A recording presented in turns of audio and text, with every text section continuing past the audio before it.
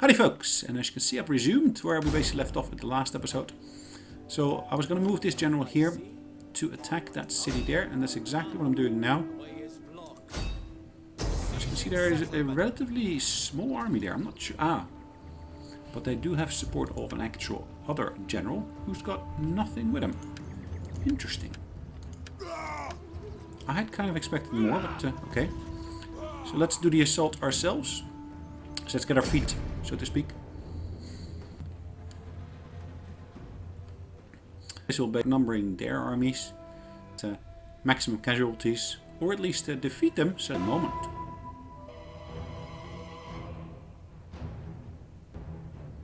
Alright, that took a second to load, but we can actually choose what kind of weather we want to have. So we actually started with fog, this is dry. So we actually can wait a couple of turns here, because we are the attacking party. We will have the choice of actually choosing the actual starting point. Alright, let's deploy our armies. And as you can see, I've got a quite substantial list here of, in this instance, the militias. Actually place them quite nicely next to each other. That's our general. And that of course is our melee, ranged units who are supporting our army. When in skirmish mode, troops avoid getting into melee by keeping their distance from the enemy and attacking with arrows. Now as you can see, we're moving our units forward. When a unit of missile reinforcements approaching. Right. As you can actually see, the ranged units are lighter equipped. So as you can see, does it actually say something over there? Yeah, very, very light in terms of armor and so forth, versus these medium. And because of them being lightly armored and so forth, they are able to move quite a bit more than the other units are. So the movement range is significantly higher. But these guys should have heavy melee infantry, so thus they will be moving even slower than the others. Again, depends on their level of training and so forth, how much movement they will be able to perform. I'm still at a higher speed here. Find your targets! Hands ready! Move out! We are at your command! We are at your command! We await your order! It should have been such that basically my melee unit, or my ranged unit, should have moved back. Our spears are yours! For some reason they didn't. Ready! Spears ready! Slingers ready! Fill the sky! Missiles at your command! Fire the enemy! Okay. Slingers! Fill the sky! Let's take out their general if we can. The enemy general is dead. Oh, that's nice. Our general is under attack. Quick.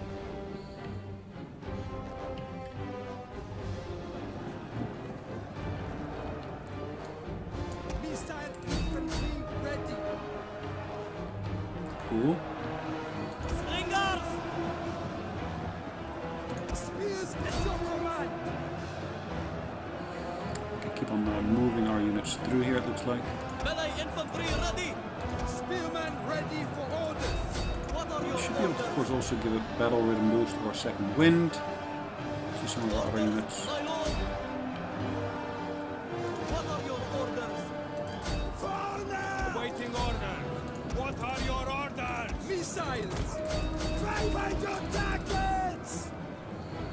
Alright, looks like we are actually winning most of our confrontations here. Our orders! Speed! They're wavering over there, which is good. Pontus swordsman! What are your Alright, they're fleeing the field of battle. And yeah, I really don't have a need for us to carry on with this, just because I have already won the battle. We have only lost 210. This unit is really the one which got heaviest losses. So general in the field has perished, it looks like. Plus, of course, I take ownership of the city itself, which allows me to occupy this city. We fight for you, my lord. So because of this, I've all actually gained experience here. You should be able to see that you can actually say I've got more authority, which is perfect. My gravitas is increasing because of that. mountain, sire. But as you can see, I can also upgrade these units here if I wanted to. Which is perfect, and I can upgrade them because this is a city with, of course, iron in there. Which means that actually it will have options in there that are not standard options for the units. So I can actually give them improved armor, improved weapons, and that kind of stuff. Alright, so here, this guy here, is that improved as well? I don't think so. No, the spy hasn't actually improved anything, as you can see here.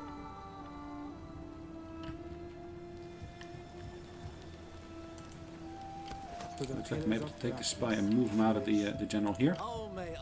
I had rather hoped to be able to do some upgrades. It's actually armor. Sorry, weapons increase. Plus armor.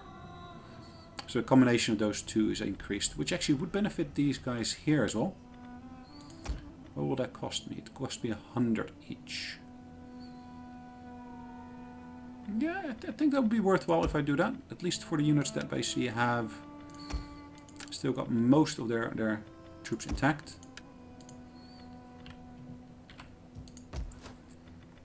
And as you can see, I'm missing out on the funding to be able to do some other upgrades. But of course I should be able to recruit additional guys here.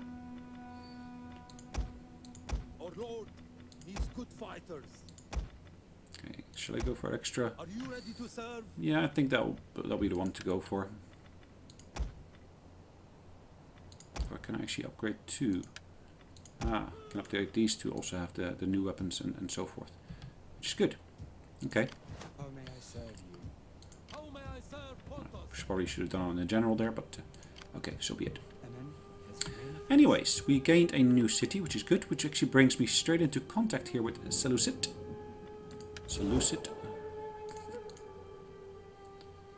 Can I now basically get a non-aggression pact with these guys? Speak. We surely Nope, have still much not. to discuss, and perhaps much to I agree. can still no trade relationship with them either. Okay, so be it. Alright, so what are we going to do next? I think we're actually at a point where we can actually look at basically what's going on. We have captured a wonder. People will come from far and wide to gaze into its significance. Or magnificence, sorry. That's the wonder over... where's the wonder? I think it's the mountain itself. We captured a settlement, perfect. Resource acquired, which is basically iron. So all of our trade relationships should now also have iron in there as such. Now I do see that there is one more state. I actually... I saw it on the map, but I don't see it over here. But I should be able to increase my trade with some other parties. That's what I was hoping. Still can't set a non-aggression pact with those guys. But let's go to the next turn and see where we get to. Nicomedia. There you go. These guys are still moving as I expected them to do. My master prays that you see opportunity in this Really? conflict and that you will aid us. Dragiana. Okay, again, it's with someone I don't even see on the map here. So, yeah, let's go for it. Gives me just the extra money. I don't see any war wariness or war. As a result of slum or ruin, slums have developed in this settlement. We've completed a technological advancement, giving you an advantage over your rival. Okay, it looks like I should have done something here.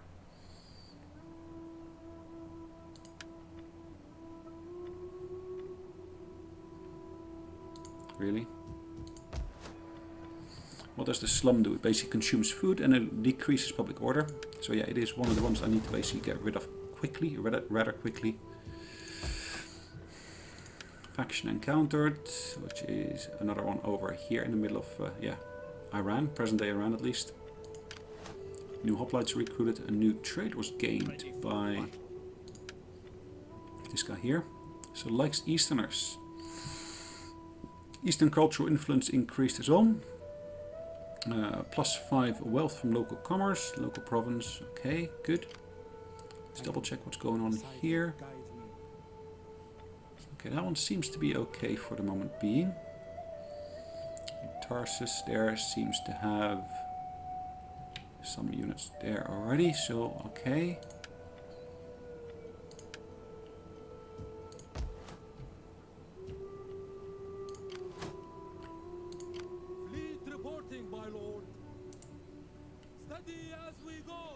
Alright, moving that one into position to help defend the city if there's a requirement for it.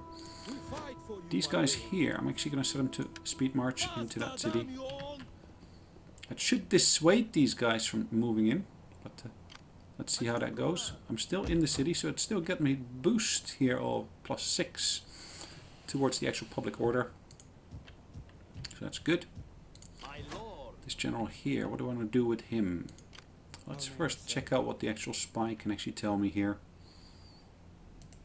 I'm going to move him through this territory of Seleucid, because I really want to basically see what's going on the other side of the mountains here. I want to just see whether they actually were moving an army along this edge, because what I'm going to do, I'm going to move this army back to where it came from. Actually, I'm going to do that. I might actually recruit an extra general here. Let's do a raise army. And as you can see, this one basically will be a brand new person. We can actually hire the existing statesman, which is not of my own faction, but I can still raise him. I'm going to choose a Pontic unit there. I'm going to basically take a couple of their units here. Let's take these two here, for example, plus these two here. I think that leaves me with a sufficiently strong army to really do what I need to do. So I'm still going to move this guy here, which the original general. Now this seems to drop by -19. I'm going to move this general into here, which actually changed that position to -12 only. Just because it's a freshly acquired province, there will always be some negative impacts of this, and I can always look at those details. As your campaign progresses, growth enables surplus population to accumulate in your settlements, difference is enabling one of the main them to expand. Things there. Certain buildings will improve But, yeah, that will rate of change as time progresses. Our general is moving. What else have we got? Movement points in. The founder. These guys here.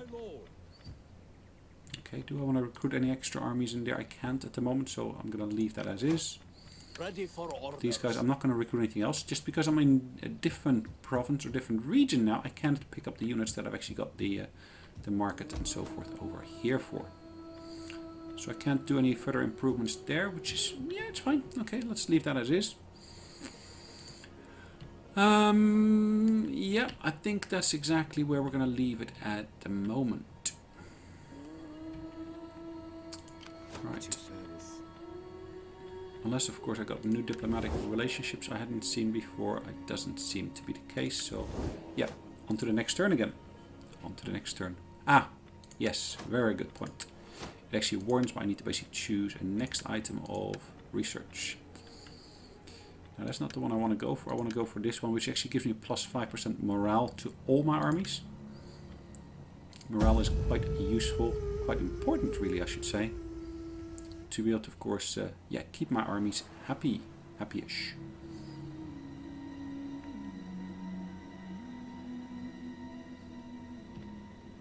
Alright, so it looks like our movements had the impact I had desired from them. This general is able to move back. I'm going to move him back into that terrain here. Make him at least available at the front line here now. And then this general here is moving through the forests there into a position where I'll be able to, of course, get everything I need. But at least, because I don't want to do the speed march, I'm able to get those extra bits that I need. I'm actually saying I'm going to recruit this. Is that correct? I might actually want to recruit 1 or 2 less.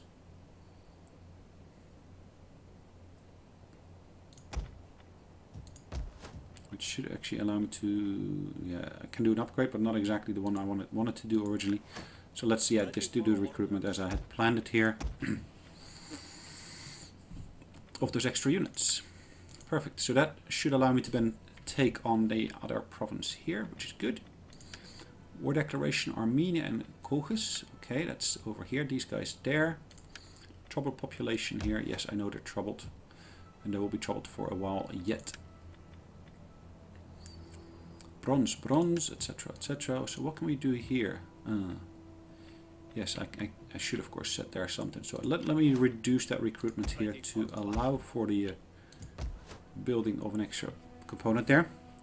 A pit mine. What does this allow me to do? Extra wealth from mining, which is fine. Now I've got extra population that I have to do something with here. Gathering place, town center, or maybe a consecrated ground. I'm actually going to go for the consecrated ground, I think.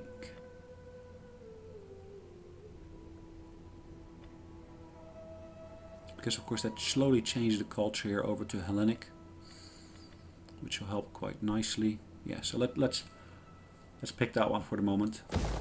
It's 700 I have to spend on that, but yeah, so be it. Let's see how much I can still spend here then. Yeah, as you can see, there is still a bit of recruitment options available for me then. And again, I can actually take this to the next turn. And in the next turn, of course, we will see that our spy has moved. And I probably should have given it proper orders, because of course I forgot to see, well, which... You are wise enough not to sit idly upon the bank, but to take the fish as it swims by. I love these quotes. I suspect that these guys will be getting into war with Berthinia. So for the moment I'm just going to leave it as is. I've rejected their offer. We implore you, show your strength. Really? Yeah, I know. You...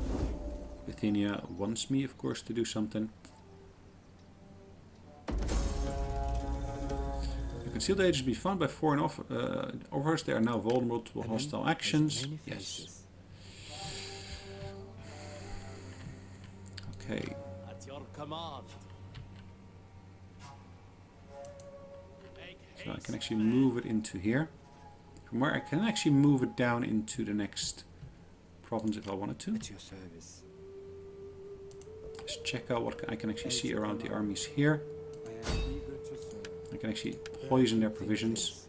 Entertaining. Their agent was not successful, but the effect was not entirely wasted. They have completely unnoticed and unhindered, and there were nothing preventing them from making another attempt. How may I serve you? All men must serve. Okay, do I want to do that again? I revel in destruction. I failed. Alright, well, whatever. Okay, so I still got some money to spend here, so let's spend that on actually improving these armies here. So let's get that back to regular stance, which allows me to do the recruitment I was looking for. It looks like these are actually units which got experience, which is good.